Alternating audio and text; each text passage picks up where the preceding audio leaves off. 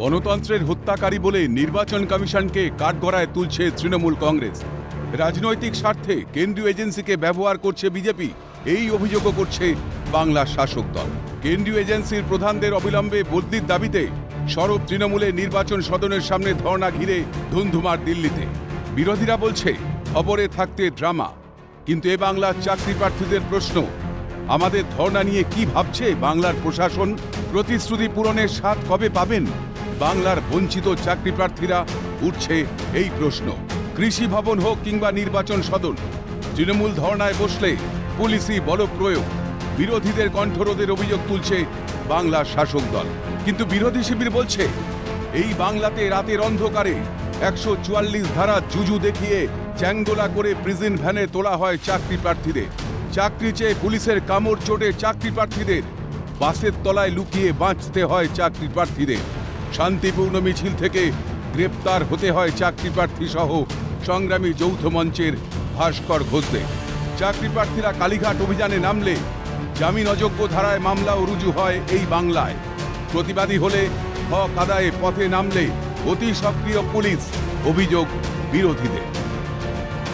আমরা যেমন দীর্ঘদিন এখানে সব কিছু শিকার হয়ে বসে আছি, তেমন কেউ যদি নিজেকে মনে করে যে তারা কোনো কিছু ষড়যন্ত্রের শিকার বা হয়ে রয়েছে, সেই পার্সপেক্টিভে তারা দিল্লি গেছে কি যেখানে যেখানে তাদের যাওয়া উচিত, সেটা যেমন যাওয়া তাদের অধিকার আছে, তারা যেমন নিজেদের অধিকারের জন্য আছে, তেমন নিজের রাজ্যে যেটা হচ্ছে সেই দিকে তাকিয়েও তার একটা সমাধানের কথাও ভাবা উচিত। মুখ্যমন্ত্রী বলেন আমি কথা দিয়ে কথা রাখি, কিন্তু তিনি চাকরির ক্ষেত্রে দেখা যায় সম্পূর্ণ বিপরীতধর্মী আচরণ করছেন। তিনি বলছেন কেন্দ্র সরকারের বিরুদ্ধে বারবার বলছেন, অভিযোগ করছেন যে কেন্দ্র সরকার বা এজেন্সি তাদের বিরোধিতা করছে, তাই তারা কেন্দ্র সরকারের বিরুদ্ধে কলকাতা সহ দিল্লিতে একাধিকবার ধর্ণা দিয়েছে। কিন্তু আমরাও তো কলকাতায় আজকে দীর্ঘ 2 বছর ধরে ধর্ণা দিয়েছি এই ধর্মতলায়, কিন্তু দিদির একবারও মনে হয়নি যে রাজ্যের যেখানে শিক্ষিত যুবক যুবতীরা বঞ্চিত রয়েছে, দিদিকে তাকিয়ে তারা আজও তার পথে বসে রয়েছেন, কিন্তু মাননীয় মুখ্যমন্ত্রী একদিনও আমাদের সঙ্গে কথা বলা তো দূরের কথা, তার সঙ্গে দেখা করতেও দেননি। যে রাজনৈতিক শিক্ষার ছাড়া তো আমরা কিছুই না, দীর্ঘদিন ধরে তো এইখানে আমরা এই অবস্থায় পড়ে রয়েছি, একবার তো কেউ একটুখানি দেখতেও আসলো না। তো এটা সেটাই মনে হচ্ছে যে আমরা রাজনৈতিক শিক্ষার ছাড়া আর কিছুই নয়। চাকরি প্রার্থীদের অভিযোগ, দীর্ঘদিন ধরে ধর্ণা মঞ্চে বসে থাকলেও কেউ দেখতে আসে না। আমরা তো রাজনীতির শিকার।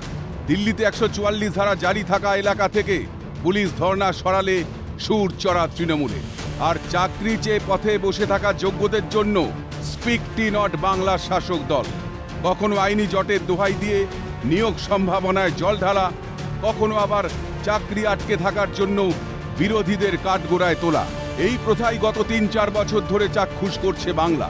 কেন্দ্রের শাসকের বিরুদ্ধে বঞ্চনা, জমিদারি প্রথা স্লোগান তোলা তৃণমূল কি বাংলার শিক্ষিত বেকারদের জন্য আদৌ ভাবিত?